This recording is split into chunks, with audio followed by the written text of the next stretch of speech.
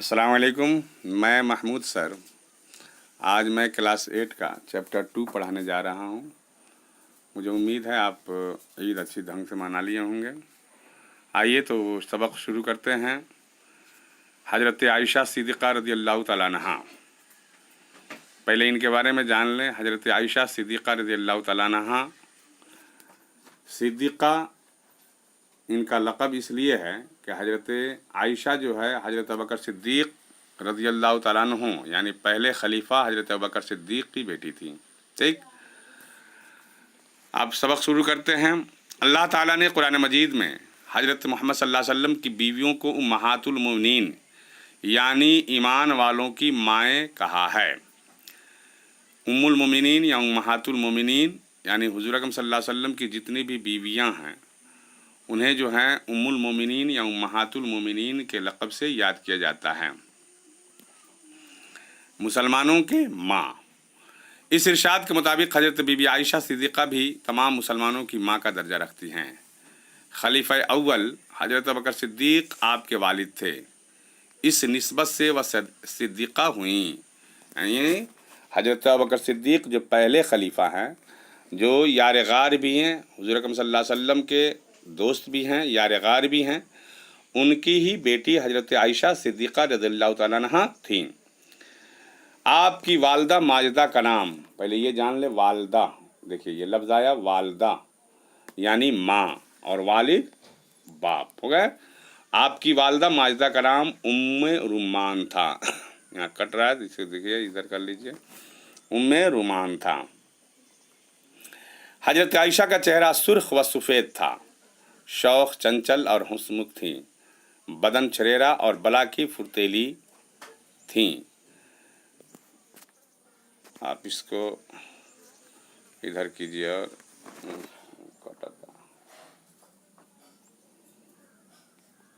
کیجیے، نہیں کٹے گا نا،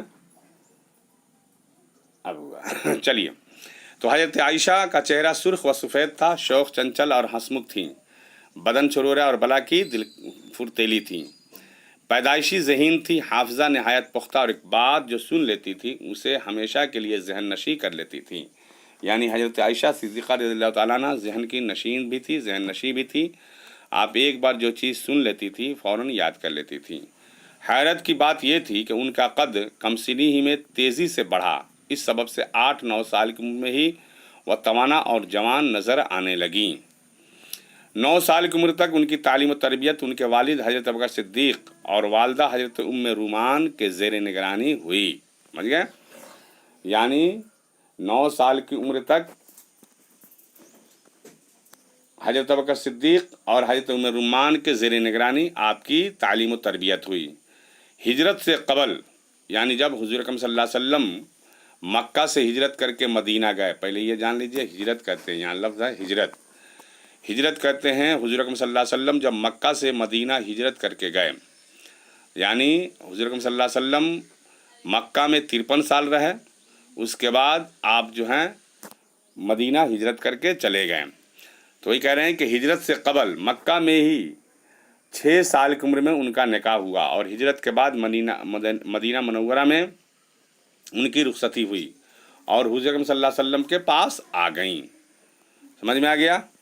آگے دیکھیے، کہتے ہیں کہ گرچہ حضور صلی اللہ علیہ وسلم اپنی تمام ازواج سے یکساں طور پر پیش آتے تھے۔ یہاں دیکھیے ازواج لفظ ہے، ازواج یہ زوج کی جمع ہے، زوج کہتے ہیں بیوی کو، یعنی حضور اکرم صلی اللہ علیہ وسلم کی 11 بیویاں تھیں، کم و بیش تقریباً 11 بیویاں تھیں۔ وہی کہہ رہے ہیں کہ گرچہ حضور صلی اللہ علیہ وسلم اپنی تمام ازواج سے یکساں طور پر پیش آتے تھے، یعنی سب کے ساتھ مساوی برابری حقوق آپ نے پیش کی، اور ان کے درمیان کامل مساوات برتتے تھے، یعنی سب کے ساتھ برابری کا مساوات ہے نا۔ تاہم آپ صلی اللہ علیہ وسلم کو حضرت عائشہ سے اور حضرت عائشہ کو آپ سے بے انتہا محبت تھی، دونوں ایک دوسرے کا ضرورت سے زیادہ خیال رکھتے تھے۔ تذکرہ نویسیوں نے لکھا ہے، تذکرہ نویسیوں کہتے ہیں کہ تذکرہ کرنے والے لکھنے والوں نے لکھا ہے کہ حضرت عائشہ پوری لگن کے ساتھ گھر کا سارا کام کرتی تھیں، اپنا کام اپنے ہاتھ سے کرنے میں خوشی محسوس کرتی تھیں، گھر کی صفائی خود کرتی، آٹا خود پیستی، اس لیے کہ اس وقت چکی سے آٹا پیسا جاتا تھا، खुद गोंद कर रोटियां पकाती थी, हुजूर अकरम सल्लल्लाहु अलैहि वसल्लम के लिए बिस्तर लगाती, वज़ू के लिए पानी लाकर रख देती, आप सल्लल्लाहु अलैहि वसल्लम के कपड़े अपने हाथों से धोती, आपके सर को धोती, आपके सर में कंघा करती, आपको इतर लगाती, सोते वक्त आपके मिसवाक रखने का ख्याल रखती, घर में कोई मेहमान आता तो उसकी खातिर मदारात करती और घर में जो कुछ होता मेहमान को पेश कर देती। हज़रत कैस गफ़ारी कहते हैं, ये एक सहाबी हैं हज़रत कैस गफ़ारी, कि एक बार हुज़ूर सल्लल्लाहु अलैहि वसल्लम ने हम लोगों से कहा चलो आयशा के घर चले। हम आपके साथ हुजरे में पहुँचे। आप सल्लल्लाहु अलैहि वसल्लम ने फरमाया आयशा हम लोगों को खाना खिलाओ। वह चूनी का पका हुआ खाना लेकर आईं, फिर हरेरा पेश किया, फिर दूध ले आईं, उसके बाद एक प्याले में पानी लाईं। आगे देखिए, ये हज़रत आयशा हो गए, उनके बारे में कुछ बयान है। और ये खौफ खुदा यानी अल्लाह का डर हज़रत आयशा के दिल में किस तरीके से थी, ये बयान किया जा रहा है। लिखने वाले ने लिखे कि इबादत और अमाल का असल जौहर खौफ खुदा है, यानी हम जो इबादत करते हैं अगर अल्लाह ताला का डर ना हो दिल में, तो खौफ खुदा ना हो, तो इबादत और अमाल का जौहर साफ नहीं होगा। आप बड़ी नरम दिल थीं, इबादत के वक्त उन पर खौफ खुदा तारी रहता, यानी अल्लाह का डर तारी हो जाता था। बताया जाता है जब आयशा जो है इस तरीके से इबादत करती थी कि अल्लाह का डर उनके दिल में पैदा हो जाता था, रोने लगती। बाज़ आयात की तिलावत करने पर आंसू बहने लगते। हज़रत अली की खिलाफत के ज़माने में उनसे गलती ये हुई कि दूसरी अज़वाज मुत्तहरात की तरह घर में नहीं रहीं, जबकि कुरान में हुक्म है कि नबी की बीवियों तुम घरों में ठहरी रहो। यह आयत जब भी पढ़ती तो फूट फूट कर रोती और फरमाया करती काश मैं नाबूद हो जाती, नहीं समझने वाली हो जाती। आगे देखिए फैयाजी, ये दूसरा लफ्ज़ है फैयाजी। ये अल्फाज देखिए इनके बारे में, आप बहुत फैयाज थीं, यानी मेहरबान। फैयाज कहते हैं बांट कर खाने वाला भी, जो हाथ में आ जाता मांगने वालों को दे देती। हज़रत अब्दुल्ला बिन ज़ुबैर कहते हैं, ये सहाबी है रसूल है, कि मैंने खाला से बढ़कर किसी को फैयाज न देखा। दूसरे भांजे उरवा बिन ज़ुबैर आना कहते हैं कि एक बार खाला के सामने 70,000 की रकम आई, आपने सब खैरात कर दी। अब अंदाज़ा लगाइए, फैयाजी इस तरीके से कूट कूट कर भरी हुई थी आपके पास। खुददारी, आप बेहद खुददार थीं, अपनी तारीफ़ सुनना उन्हें पसंद न था। ये खुददार कहते हैं यानी अपनी तारीफ़ खुद करने वाला, ये खुद गर्ज भी होता है। वही कह रहे हैं कि अपनी तारीफ़ सुनना उन्हें पसंद न था। आखिर वक्त में जब आप बीमार हुई तो हज़रत अब्दुल्ला बिन अब्बास ने इयादत के लिए इजाज़त चाहिए। इयादत कहते हैं मिजाज पुरसी करना बीमार की। हज़रत अब्दुल्ला बिन अब्बास उम्मुल मोमिनीन के इल्म कमाल और तक़वा के मद्दाहों में से थीं, यानी हज़रत अब्दुल्ला बिन अब्बास उम्मुल मोमिनीन के इल्म कमाल और तक़वा के मद्दाहों में से थे, यानी उनकी तारीफ़ करने वालों में से ये थे। आपको अंदेशा पैदा हुआ कि वह आकर तारीफ़ के कलिमात कहेंगे। वाकई हज़रत अब्दुल्ला बिन अब्बास ने आते ही आपकी बड़ाई बयान करना शुरू कर दी।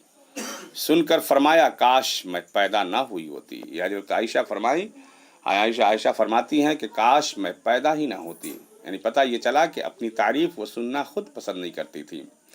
तवक्कुल और क़नाअत, यानी अल्लाह पर भरोसा, है ना, क़नाअत करना, तवक्कुल करना। आगे देखिए, फैयाजी के सबब अक्सर उनके घर में दूसरे वक्त के खाने के लिए भी कुछ न रहता। एक बार एक सहाबी ने हुजूर सल्लल्लाहु अलैहि वसल्लम से अपनी ज़रूरत बयान की। आप सल्लल्लाहु अलैहि वसल्लम ने आयशा को कहला भेजा कि गल्ले की टोकरी भेज दें। आपने ये गल्ले की भरी टोकरी भिजवा दी। शाम के खाने के लिए भी कुछ निकाल कर नहीं रखा। और रसूलुल्लाह सल्लल्लाहु अलैहि वसल्लम ने आपको क़नाअत की जो तालीम दी थी वो उसका नमूना थी। यही है क़नाअत, कि अपने लिए कुछ नहीं रखा और गरीबों के पेश कर दी, अपने रिश्तेदारों के सामने पेश कर दी। अफ़ू दरगुज़र, दूसरे की गलतियों पर उन्हें माफ़ कर देना उनकी आदत थी। न किसी की बुराई करती, न किसी की ग़ीबत। इस वाक़े में जब मुनाफिकों ने आपकी इस्मत पर तहमत लगाई, यानी आपकी इज़्ज़त पर तहमत लगाई थी एक बार मुनाफिकों ने, ये वाक़या आपको मैं लंबा है, मैं बता रहा हूँ कैसे, फिर भी आप ये समझ लीजिए कि एक बार जो है आपकी इस्मत पर आपके ऊपर जो है तहमत लगाई गई थी। तो हज़रत हस्सान ने भी मुनाफिकों की हाँ में हाँ मिला दी थी। بعد میں کسی نے آپ صلی اللہ علیہ وسلم کے سامنے حضرت حسان کی برائی بیان کی تو آپ نے اسے روک دیا اور کہا کہ حسان وہ شخص ہے جو شعرائے عرب کے ہجو کے جواب میں رسول اللہ صلی اللہ علیہ وسلم کی شان میں نعتیں کہا کرتے ہیں۔ یہ حضرت حسان جو ہے یہ بہت اچھے نعت خواں تھے، یہ حضور صلی اللہ علیہ وسلم کی تعریف میں نعت بیان کرتے تھے، بہت اچھی نعت پڑھتے تھے۔ آگے دیکھیے پردے کا بہت لحاظ رکھتی تھی۔ حجر اسود کو بوسہ دینے کا بڑا ثواب ہے۔ حجر اسود جو ہے، جو کالا پتھر جو خانہ کعبہ میں ہے، تو کہہ رہے ہیں کہ حجر اسود کو بوسہ دینے کا بڑا ثواب ہے، لیکن بھیڑ اور بے پردگی کی وجہ کر کبھی کوشش نہیں کی۔ پردے کا اس طریقے سے آپ خیال رکھتی تھی۔ طواف کی حالت میں بھی چہرے پر نقاب ڈالے رکھتی، نابینا لوگوں سے بھی پردہ کرتی تھی، کہتی تب تم نابینا ہو میں تو نہیں، یعنی پتہ یہ چلا کہ آپ نابینا کے سامنے، جو آنکھ والے نہیں ہوتے، جو دیکھنے والے نہیں ہوتے، ان کے سامنے بھی آپ پردہ کرتی تھی۔ حضرت عائشہ صدیقہ رضی اللہ تعالیٰ عنہا۔ عبادات، والدین کے بعد ان کی تربیت خود حضور صلی اللہ علیہ وسلم نے فرمائی تھی۔ انہوں نے حضور اکرم صلی اللہ علیہ وسلم کی ایک بات دیکھی تھی تو اور اسی سانچے میں ڈھل گئی تھی۔ فرض نمازوں کی سختی سے پابندی کرتی تھی۔ حضرت عائشہ صدیقہ رضی اللہ تعالیٰ عنہ فرض نمازوں کی سختی سے پابندی کرتی تھی۔ چاشت اور تہجد کی بھی کثرت سے ادا کرتی تھی۔ اندازہ لگائیے کہ آپ جو ہے چاشت اور تہجد بھی کثرت سے زیادہ پڑھا کرتی تھی۔ اگر کبھی آنکھ لگ جاتی تو صبح اٹھ کر پہلے تہجد پڑھتی، پھر فجر کی نماز ادا کرتی۔ رمضان کے علاوہ بھی روزے رکھنے کا خاص اہتمام کرتی۔ عبادت کا اتنا آپ کے اوپر جو ہے نا اثر تھا۔ عرفہ کے دن ضرور روزہ رکھتی، سخت گرمی اور دھوپ کی تپش میں بھی عرفہ کا روزہ ترک نہیں کرتی تھی۔ اب یہ آپ یہ دیکھیے تفقہ فی الدین، یعنی دین کے راستے میں آپ نے کس طریقے سے فقہ کو پیش کیا ہے نا، یہ دیکھیے۔ اگر ہیں کہ علوم قرآنیہ اور سنت میں انہیں درجہ کمال حاصل تھا، یعنی قرآن کی تعلیم اور سنت میں انہیں جو ہے درجہ کمال حاصل تھا۔ اس وقت کے جید علماء صحابہ کرام جو امام کا درجہ رکھتے تھے، انہیں حضرت عائشہ کے علم پر پورا بھروسہ تھا، یعنی آپ علم میں اتنے ماہر تھی، اتنی جانکار تھی، پڑھی لکھی تھی، اتنی سمجھ تھی۔ حضور صلی اللہ علیہ وسلم کے سائے عاطفت میں رہ کر اور حضرت ابوبکر صدیق کی سائے عاطفت میں رہ کر کہ بڑے بڑے امام جو ہے نا، حضرت عائشہ کے علم پر پورا بھروسہ ان کا تھا۔ عوام بھی آپ کو مستند سمجھتے تھے، یعنی پوری طرح سے دین والے۔ نبی کریم صلی اللہ علیہ وسلم کے بعد جن اصحاب کو فقیہ کا مقام ملا، ان میں حضرت عائشہ بھی تھیں، یہاں تک کہ حضرت ابوبکر رضی اللہ تعالیٰ عنہ، حضرت عمر، حضرت عثمان رضی اللہ تعالیٰ عنہ، حضرت عبداللہ بن مسعود، حضرت عبداللہ بن عباس، حضرت ابو موسیٰ اشعری، حضرت معاذ بن جبل، یہ صحابی رسول ہیں سب، حضرت عبد الرحمن بن عوف، حضرت ابی بن کعب، حضرت ابو دردہ، حضرت ابو ذر غفاری، حضرت زید بن ثابت وغیرہ سبھی عمر میں آپ سے بڑے تھے۔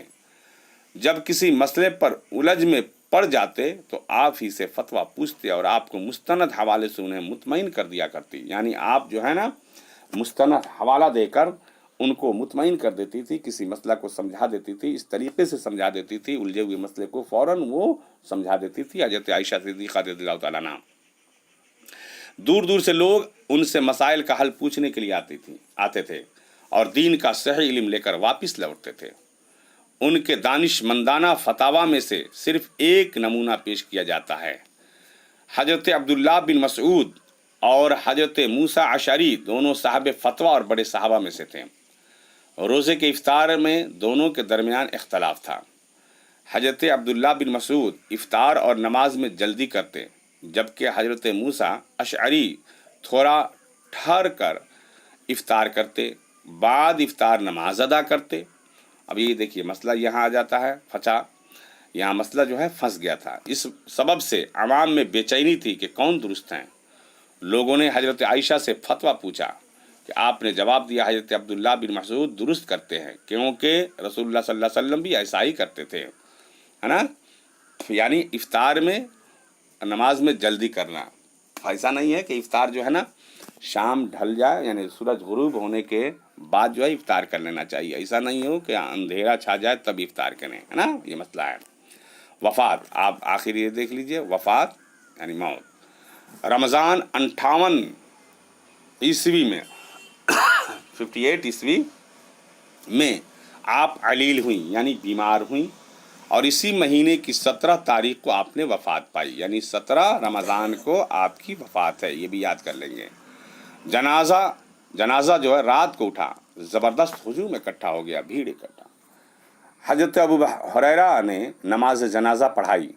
जन्नतुल बकी, ये जन्नतुल बकी जो है ये जान लें, जन्नतुल बकी कब्रिस्तान है, ये जन्नतुल बकी कब्रिस्तान का नाम है। जन्नतुल बकी में दूसरी अज़वाज के कब्रों के पास उन्हें दफन किया गया, यानी हुजूर सल्लल्लाहु अलैहि वसल्लम की और जो बीवियां थीं उनके कब्रों के पास जो है ना ये दफन किया गया। इंतकाल के वक्त उनकी उम्र 67 साल थी। 67 समझ रहे हैं ना, 67 साल की उम्र थी इंतकाल के वक्त। ये हज़रत आयशा सिद्दीक़ा रज़ियल्लाहु तआला अन्हा के बारे में आपने ये सबक पढ़ लिया। आप इसे फिर रीडिंग दे लेंगे। अगर आपके पास किताब मुहैया हो गई होगी तो ठीक है, वरना अगर किताब नहीं है तो शगुफ्ता उर्दू जो है ना, वो पुरानी वाली जो पिछले साल जो किताब चल रही थी वही आप किसी दूसरे से बच्चे से ले लेंगे, और नहीं तो मीना बाज़ार चौक पर बुक हाउस करके किताब है, मैंने हीरालाल सा स्कूल के बगल में, उस दुकान में जाकर आप इस किताब को ले सकते हैं। ठीक है, शुक्रिया, आप सब्सक्राइब करते जाएंगे।